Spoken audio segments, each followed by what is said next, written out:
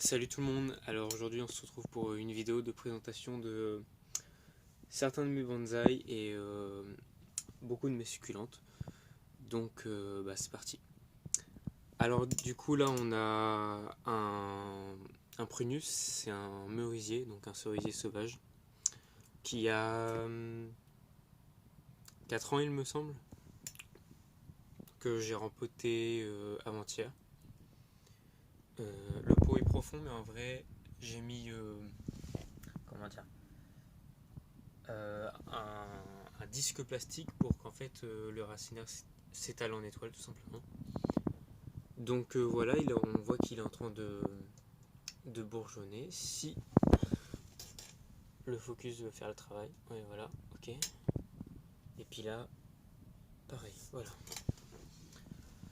Euh, Là il doit faire environ une bonne vingtaine de centimètres, autant de large que de hauteur. D'ailleurs il est même plus large que haut. Et ça en fait je vais l'utiliser en tire-sève. Et je pense que je vais laisser euh, certains bourgeons qui sont en train de se développer là. Et je pense que ça va être la vraie ligne de tronc. Puis là, ça va juste être un tire-sève. Donc voilà. Là, nous avons un petit Lonicera, enfin un petit. Il doit faire environ 35-40 cm de hauteur. Oui, peut-être même 40. Donc celui-ci, il a 5 ans, normalement. Je l'avais prélevé en 2017, donc ça doit être à peu près ça, ouais. 5 ans. Euh, alors du coup là j'ai entamé quelques travaux, enfin vraiment tout petit là, j'ai taillé vite fait là, etc. Mais sinon pas grand chose pour l'instant cet hiver que j'ai pas fait grand chose. J'ai fait un pliage de la branche parce qu'en fait avant elle venait vraiment directement sur l'observateur en fait. Et c'était pas forcément très joli. Oui, donc je l'ai fait revenir sur le côté. Parce que en fait on voit que cet arbre là il a un défaut en fait. Il faut savoir que c'est un de mes premiers arbres, donc voilà. C'était une bouture, donc maintenant il a 5 ans, etc. Enfin voilà, c'était mon premier essai de bonsaï et je trouve qu'il est quand même réussi hein, pour un premier essai. Tout le monde ne fait pas ça, mais bon voilà. Mais je trouve qu'il a un défaut, c'est, vous voyez, il est pas en étoile. Il est en fait en à plat en fait. Et du coup ça donne ça. Là on voit que j'ai taillé la branche. Parce qu'en fait c'est pareil, elle venait un petit peu trop vers l'avant. Du coup j'ai supprimé des branches qui la faisaient venir en avant. Du coup maintenant elle est corrigée. Du coup j'ai pas besoin de la ligaturer, etc. La tête en fait je l'ai carrément bien taillée. Je vais la refaire. De toute façon la tête ça se fait en dernier sur un bonsaï, donc voilà. Je pense que d'ici la fin de la saison déjà j'aurai un beau résultat. Cette branche là je vais la laisser grandir pour qu'en fait elle rattrape un peu elle, mais plus courte qu'elle quand même, que la Sacheda, pour qu'en fait ça fasse vraiment un escalier, vous voyez. Euh, Ça va vraiment être comme ça. Elle aussi certainement elle va grandir un petit peu. Elle va pas spécialement grandir beaucoup, mais elle va se densifier. Et elle aussi je vais la laisser un petit peu se rallonger, mais toujours plus petite que celle-ci. Logique parce que on voit laquelle est la première. Voilà. Et donc voilà pour ce Lonicera de 5 ans. Voilà. Et on voit aussi qu'il a une particularité, c'est qu'en fait, il a un split trunk. Donc en fait, c'est un tronc en deux parties. Et en fait, de base, c'est ses racines où j'ai dégagé le nébari. Et en fait, on voit vraiment qu'il y a un creux. On voit d'ailleurs la petite herbe là-bas. Et en fait, il commence en deux, puis après, il se réunit en un seul tronc. Donc voilà. Là, on a un Ligustrum japonicum, il me semble. Donc un Troen, mais je sais jamais si c'est de Californie ou du Japon parce que Le nom veut dire du Japon, mais il vient pas forcément du Japon. Enfin bref. Du coup, celui-ci, le projet, c'est de le faire en ombrelle ou en parasol, comme vous voulez. Un peu comme les acacias dans la savane. Donc en fait, c'est ça le projet pour celui-ci. Un tronc strictement droit. Vous me direz que dans la savane, ils sont pas forcément très droits les troncs, mais bon, voilà, pour celui-ci, j'avais envie d'un tronc droit. On voit qu'en fait, d'ailleurs, tous les arbres sont en train de débourrer. On est fin février, puis voilà. Sachant que je suis en Normandie. Bon. Là, c'était juste en fait une bouture de cordyline qui a très bien repris, qui a plein de racines et que je viens juste de rempoter il y a encore quelques minutes. Donc voilà, elle va pousser tout ça. Celui-ci, pareil, ça va être. C'est un Lonicera. C'est une bouture de celui-ci d'ailleurs. C'est une bouture de 2 ans. Donc celui-ci, le projet, c'est faire pareil, un arbre parasol de savane, un peu. Enfin, c'est ça l'inspiration. Et en fait, j'ai fait autrement pour lui. Vous voyez, le tronc est vraiment tortueux du coup. Je me suis dit, bon, on va faire un style ressemblant à celui-ci, mais avec le tronc tortueux, etc. Et en fait, ce qui est bien avec cette espèce-là, c'est que naturellement, le Lonicera nitida pousse naturellement horizontalement. Donc en fait, la ligature va être facile pour celui-ci. Il va pas essayer de pousser en hauteur, etc. Il va généralement pousser à plat.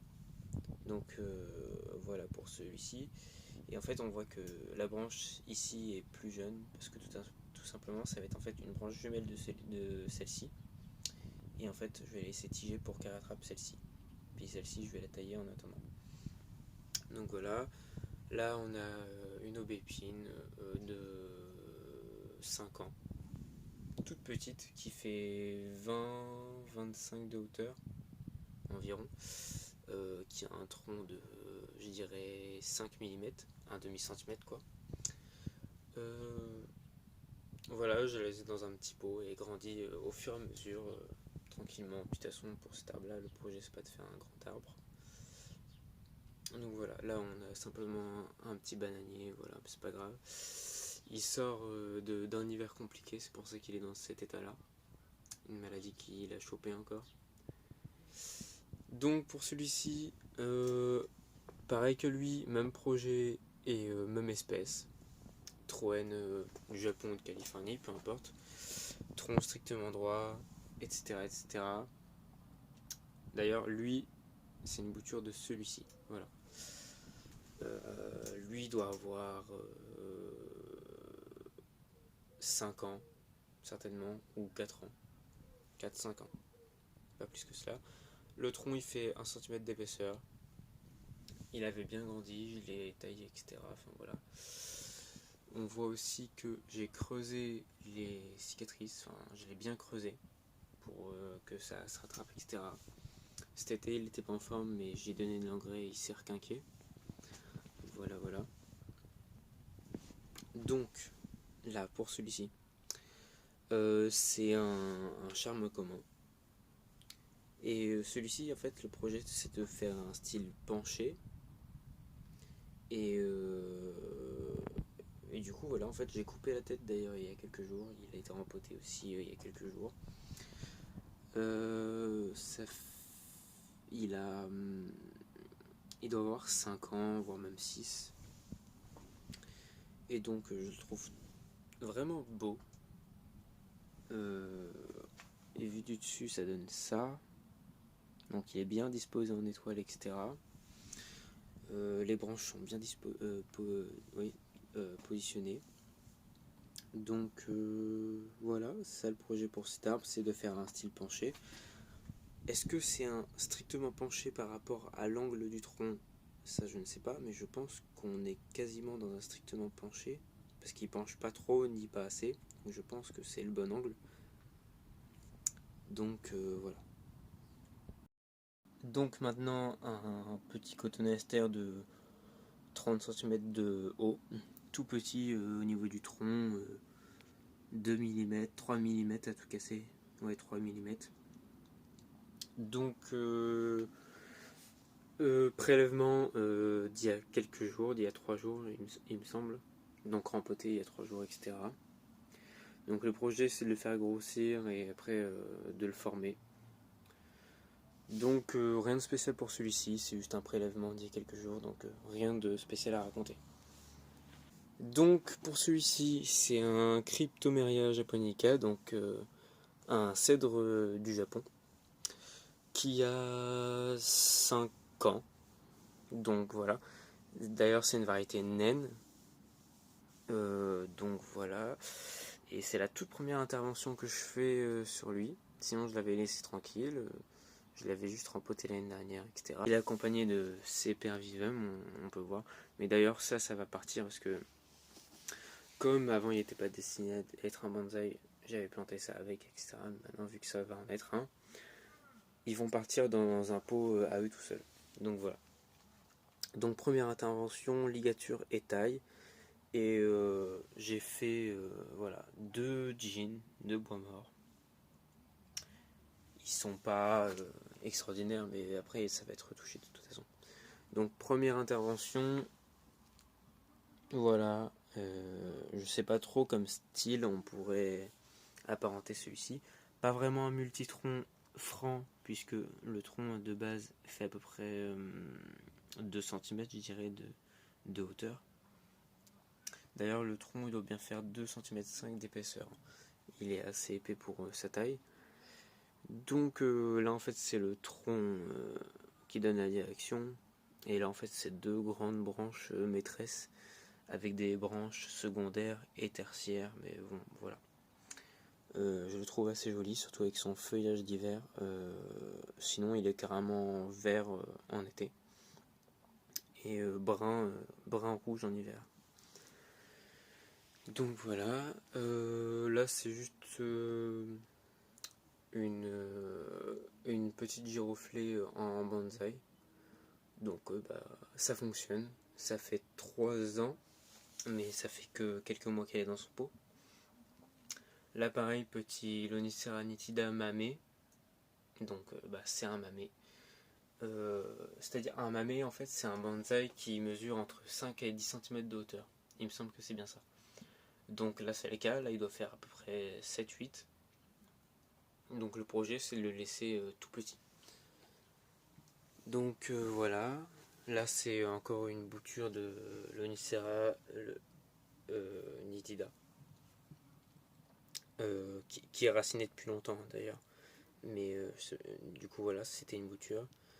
Là c'est juste une bouture de Forsythia, mais qui pareil qui est racinée depuis un petit bout de temps, depuis l'automne au moins. Fin d'été, début d'automne.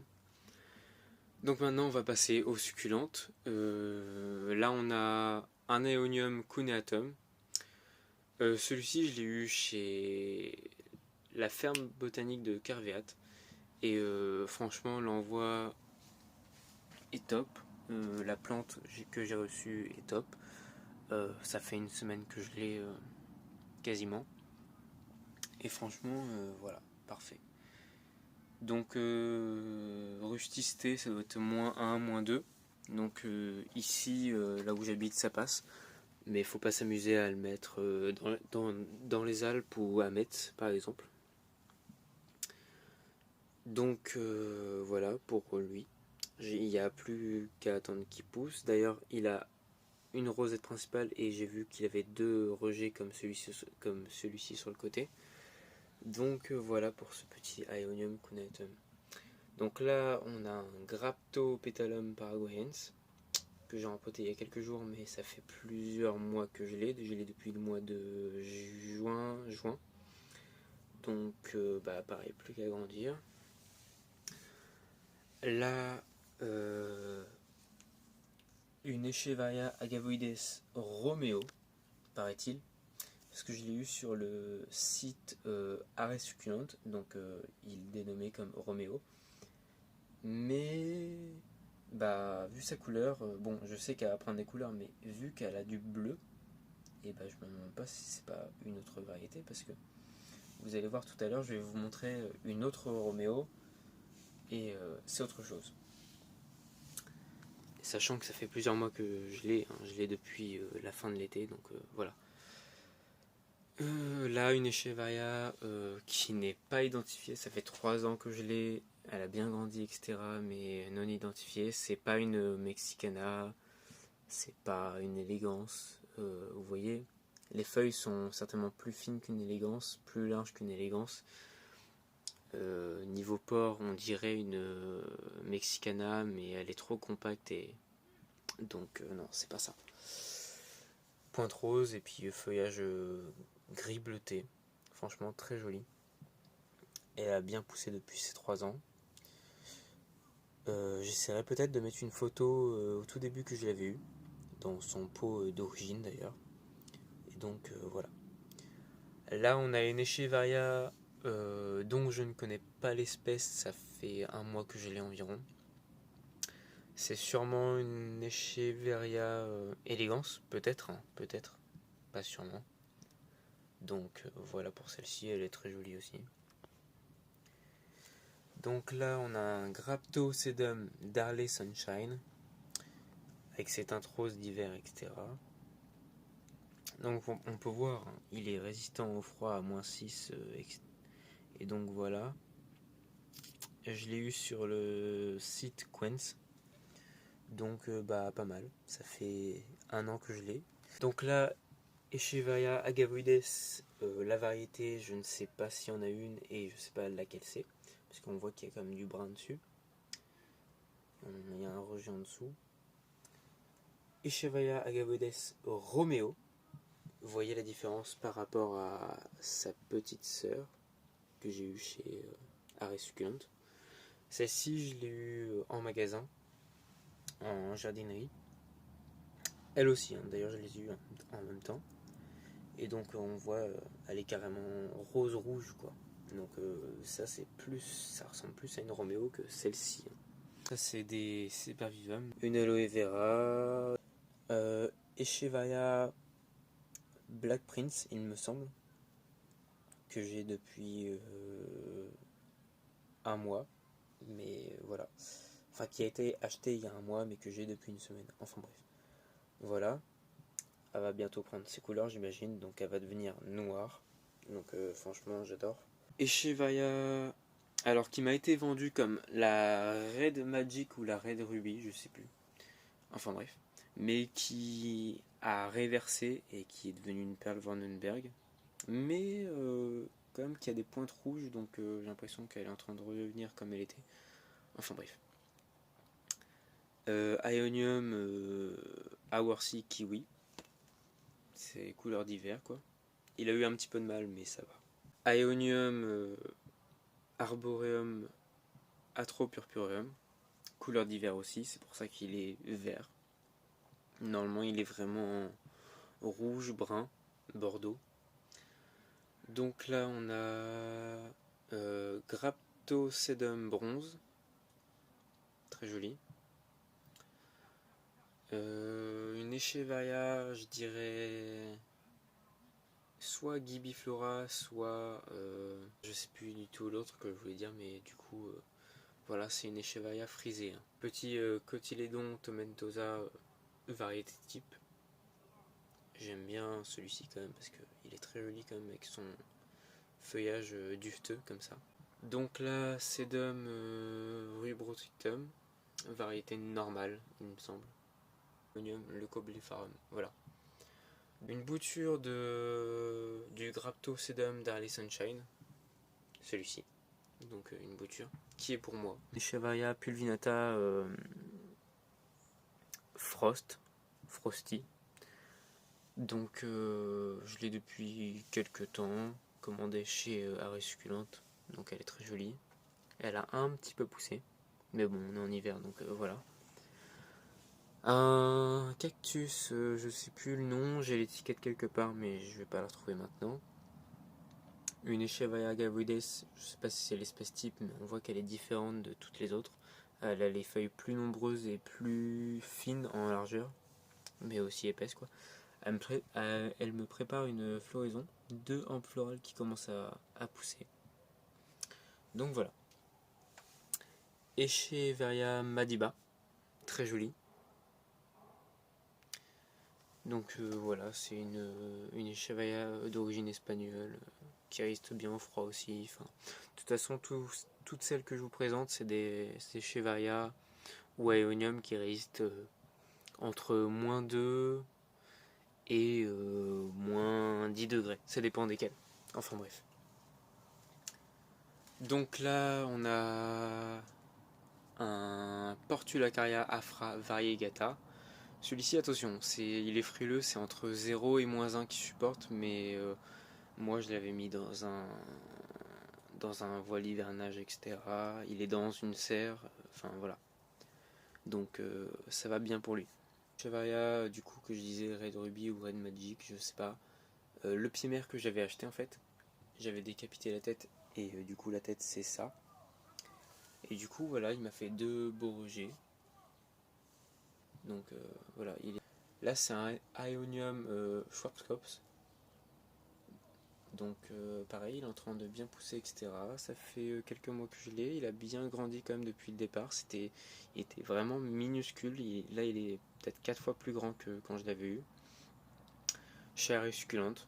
Là on a une Echeveria Cubic Frost. Succulente, toujours. Je l'aime bien. Là une bouture du coup de celle-ci, hein, une bouture de feuilles qui a donné une plante. Qui a donné une plante à plusieurs rejets d'ailleurs. La bouture du coup, je disais Echeveria, pardon, peut-être élégance, du coup il y en a 2. Et du coup, celle-ci, ce serait celle-ci. Je pense vous avoir tout montré d'intéressant. Je pense pas qu'il y ait quelque chose d'autre de spécialement intéressant à montrer. J'imagine que non. À part peut-être l'avocatier ici. Voilà. Mais voilà. Pareil, il a 2 ans, donc voilà, il va très bien, etc. Il supporte quand même l'hiver, il supporte -2 environ. Mais il faut un dégel. Mais bon, voilà. Donc bah merci à ceux qui vont peut-être voir cette vidéo. Et du coup, je vous dis à la prochaine.